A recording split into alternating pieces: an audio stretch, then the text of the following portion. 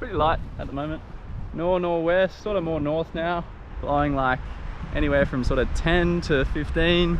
Got the 5.5 meter strike, skate 550, hoping to have a good session, dial in some tax jibes, maybe play around with some backwinding depending how strong the breeze is. Anyway, let's get to it.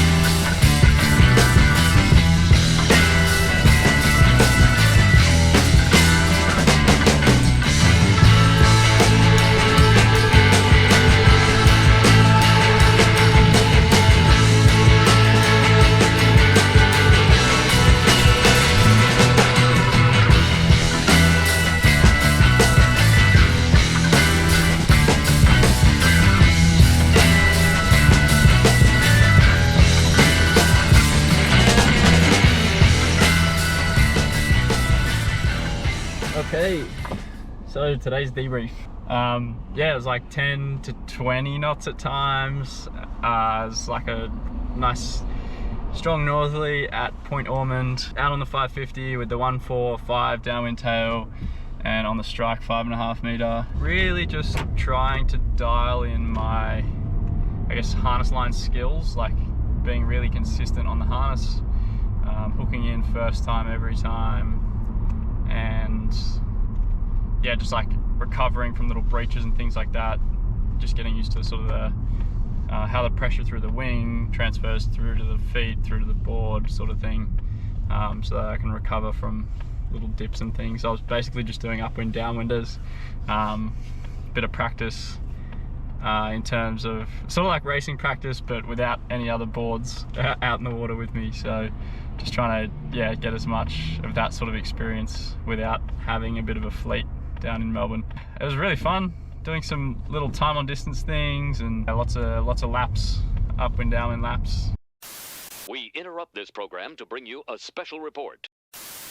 This video got a little bit lost in the archives. Basically, I was really focused on getting the comparison video out for the Skate Eagle X and the Eagle 690 that was released last week. So if you haven't seen that, make sure you go head over there after this. Look back on the footage from this video and thought it would still be really valuable to put out. And I've also got some other sessions that are similar, that had similar learnings, that I'll put out in the coming weeks. I wanted to interrupt my traditional format of the old intro, on the water, and then debrief with a little shout out to the Waterspeed app. It's been incredibly valuable, especially for sessions like this, where I had my Garmin watch on and captured all the data, but it just sat on my phone and I never really used it. And then months have gone by. Like this session was in August when the weather was a bit colder, when the facial hair was non-existent. Since then, I've discovered the Waterspeed app, and it's just unlocked a whole bunch of value out of this data that I've just been sitting on and not really worried about. So as I said, if you haven't seen the video from last week, go check it out. You'll understand what I mean. I was able to scrape a bunch of speed data to be able to compare the foils in a more objective way than I would have been able to otherwise. Another thing I wanted to show was just the app itself, so that you guys can see what value you can get out of it.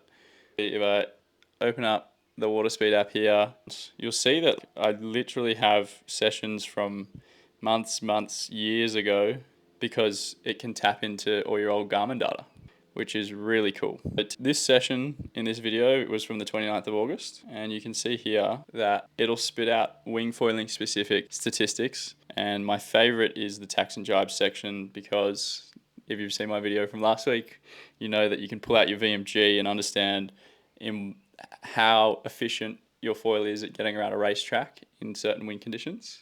And the other thing that I love about this is it ties the conditions into the actual app itself, so I can see the wind direction and the strength of the wind on that day, because you know, looking back at the Garmin data, I'm going to have no memory of that. Whereas with the Waterspeed app, it's good to go. Anyway, that's the Waterspeed app. I'm going to get back to the debrief. You guys should really check it out if you haven't already, and let me know what you think. We return you now to your regularly scheduled program. Finding that it doesn't seem to be a top end speed sort of situation for racing. It's more like an average speed. I mean, it's probably obvious to a lot of people, but yeah, doing those upwind downwinders, I didn't really find myself cracking close to my top speed. It was more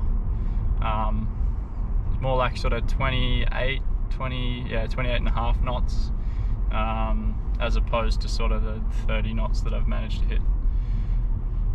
You know, trying to just going all out for speed. I think VMG, so like velocity made good towards the actual bottom mark, or you know where I'm trying to go.